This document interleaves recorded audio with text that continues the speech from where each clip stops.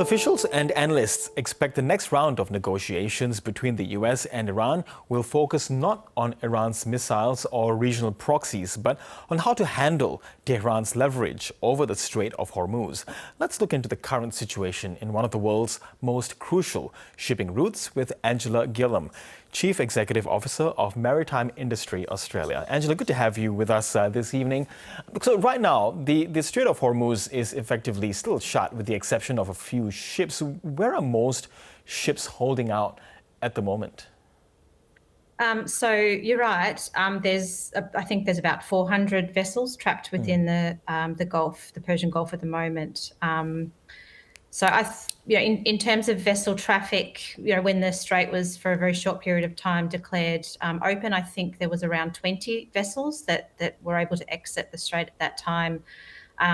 That's under normal circumstances, it's about 3 or 4 times the number of vessels that transit that strait under normal circumstances. So at the moment, they're holding up within the Persian Gulf, bunkering down and waiting for a safe time to exit. Yeah, so 400 plus ships, that means there's a lot of crew members there. What do we know about the welfare of the crew? Is there avenue for them to disembark, or are many still stuck in the ships themselves?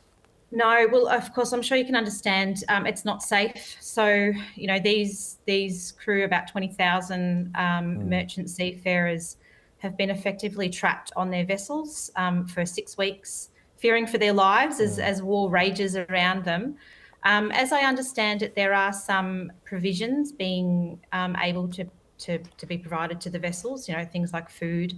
But they're not able to leave. So they've been trapped on board. They're not able to take shore leave. Of course, they're worried for their own safety. They're worried for the safety of their families at home. It's also worth noting that this comes on the back of COVID, the Houthi attacks in the Red Sea, and there's no doubt that this is having a compounding impact on seafarer welfare globally. Yeah, and these are the people that drive our global economy. Of course, and so, is the plight of these crew, this 20,000 or so, does it amount to a humanitarian issue that the world should be looking at as well? Look, I think that the longer this crisis goes on for, I think the greater the complexity of issues that the seafarers will be facing. So I wouldn't hesitate in saying we're facing a crisis if we don't get some resolution very soon. And what do we know about the ships that are getting through, presumably because Iran has given them the all clear?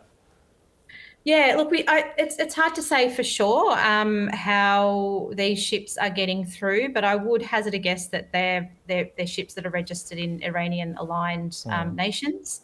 But it's safe to say that most prudent ship owners, given the volatility of the situation, wouldn't be attempting exiting the strait at this point in time. It's just not safe enough. Yeah, and what would shipping company owners and captains themselves have to sort of factor in their thinking when Iran says it has put underwater mines in the Strait of Hormuz, whether its ship is getting through the Strait of Hormuz now or sometime in the future, if and when a deal to reopen it is reached?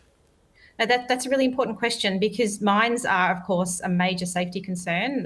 They can have catastrophic impacts on vessels and the lives of the crew on board.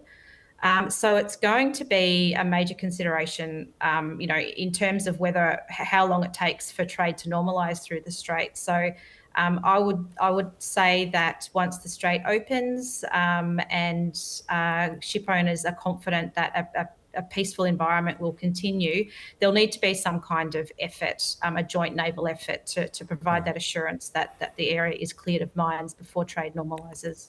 And if and when trade so-called normalizes, in whatever normal might mean after this war, do you expect there will be some permanent changes to how global shipping strategy is there for the Asia Pacific and Australia long term, and will transiting through the Middle East be deemed more risky than before? Look, I think it's a lot of people are thinking very carefully about international law, because some of the practices that have been occurring within the Strait of Hormuz kind of undermine the international law and the global rules-based order that international shipping has thrived under. I think globally, most nations are looking to increase their merchant fleets, and for a whole range of reasons, it makes sense. And as geopolitical complexity increases, nations will continue to do that, and that has implications for the Asia Pacific. We have significantly strategic sea lanes to our north that are absolutely critical for particularly places like Australia to continue to trade internationally. And so the preservation of international law, I think, will be an ongoing concern for Australia, but also nations around the world. And just finally, everyone's looking at the now. How is the shipping industry bracing then for further disruptions if the peace talks, this week don't amount to anything? Yeah, look, it is an incredibly uncertain time. So as I mentioned before, the international shipping industry has optimized very well over the last 20 to 30 years to provide an incredibly efficient service to global trade.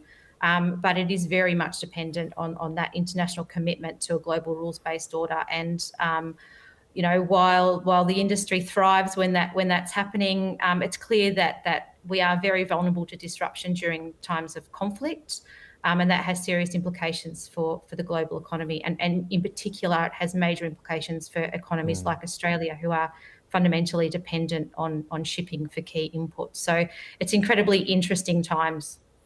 Okay, Angela Gillham, really appreciate your insights there. Thank you so much. Thank you.